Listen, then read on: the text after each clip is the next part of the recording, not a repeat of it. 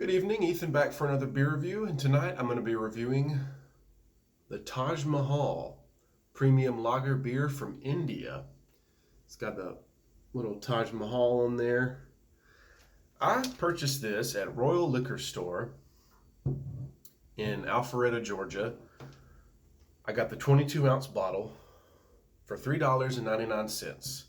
So, pretty good deal. I've never had a beer from India before. When I saw this, I had to get it and I wanted to try it.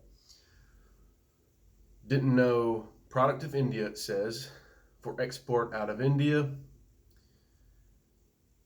Imported by East West Beverages Incorporated, Larkspur, California. It is 4.5% alcohol by volume, so on the low end. It's a lager, a light lager, pale lager probably. It's gets a 63 on Beer Advocate, a pour, and it's 175 calories per 12 ounce. So that's up there for calories for a lager. That's more than Budweiser, more than Coors, more than like Stella and Heineken and some Euro lagers. So I was kind of surprised to see those calories up that high with only 4.5% ABV. Usually it's a little lower with that low alcohol content. Slow brewed in India, it says. Yeah, Taj Mahal premium beer. I saw this and I had to get it.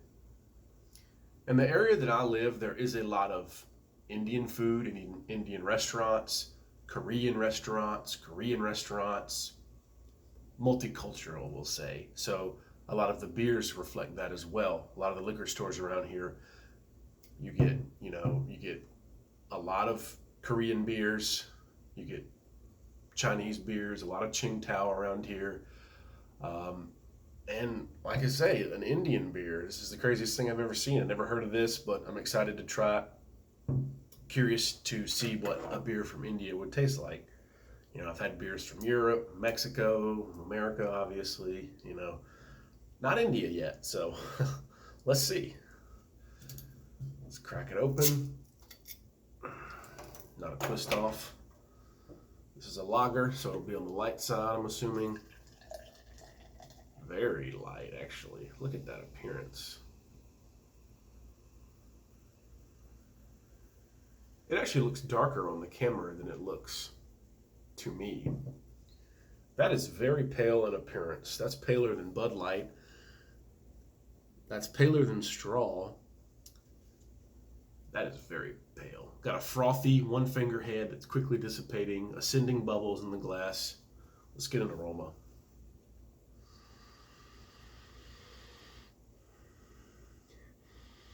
I'm getting kind of a corn light note, kind of a crisp, faint corn bread maybe. Not a whole lot of aroma here though, if I'm being honest. A little more corn on that second sip, maybe a little hop note. They did say that this one was brewed, I saw online that this one was brewed to be a little hoppier than, typical lagers. Slow brewed in India from the finest malts and hops. Never been to India. It'd be fun to go one day, but I had a professor in college who was from India and he talked fondly of India. He's a great professor, but his accent was a trip. But beautiful country, I hear. It's bordered on the north by the Himalayan mountains on the border between like China and India is where they are, and then as you go south in the country, it becomes more tropical until you get to it's kind of pointed like a inverted triangle, and at the bottom there's the island of is it Sri Lanka? Yeah, and I know the bottom portion of India is very tropical, and the northern part is more mountainous, rugged country. And then you have Mumbai or Bombay, the capital, I believe, is one of the biggest cities in the world that has like over couple million people. It's up there with like metropolitan New York City and Tokyo and Beijing, all the biggest cities in the world population wise. Los Angeles, I'm sure. Let's go ahead and try this. Head died down.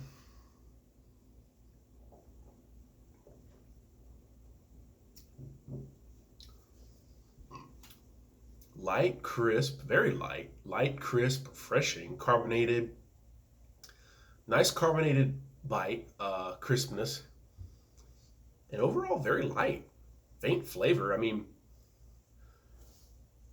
this is quite crisp and refreshing.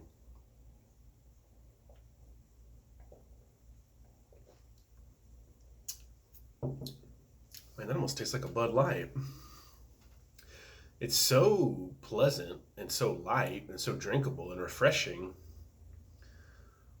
I would say hydrating, but beer actually dehydrates you. But if you're thirsty or the weather's hot and you've been outside, this would be a nice refreshing beer to have, like almost a lawnmower beer. Very sessionable at 4.5. You could, drink a good bit of these. I'll probably drink this whole 22-ounce bottle over the course of the next 30 minutes or so. It's quite refreshing. Are there any notes I'm detecting that are maybe say different than American lagers or European lagers or Mexican lagers? It doesn't have that little hoppy, grassy note that Euro lagers like Heineken and Stella have, for example. It's lighter than that. And I don't know if that's because the ABV is lighter or because it's just intended to not have that note. This is kind of on the Bud Light kind of realm of lightness. There's not a grassy hop note really. There's a little corny crispness. It's a little heavier than Bud Light. Say like between a Bud Light and a Old Milwaukee. And the reason I say Old Milwaukee is because I've always thought, and I've heard other reviewers say how Old Milwaukee, the beer, Old Milwaukee, how it has a dry finish, very dry. And this also has a very dry finish, very dry. Like as soon as you drink it and the liquid goes down your throat, your tongue feels parched again and you want to come back in for another sip. It's that dry. And that's why I compare it to Old Milwaukee. As far as the style, the heaviness, the crispness, the dryness, I would kind of put this in between a Bud Light and an Old Milwaukee. Heavier than a Bud Light, maybe not quite as hoppy as an Old Milwaukee. I say hoppy Old Milwaukee, but it's not hoppy. It's a lightish American adjunct lager, but really good. I like Old Milwaukee. It's very cheap in this area, much like Milwaukee's best, excuse me. But Indian lager, totally different, but similar in a lot of ways. Crisp, light, drinkable, not even any off-putting skunky notes. Maybe up there with Corona Extra or maybe Corona Light. Little better than Corona Light. Probably about on par with Corona Extra as far as body and mouthfeel.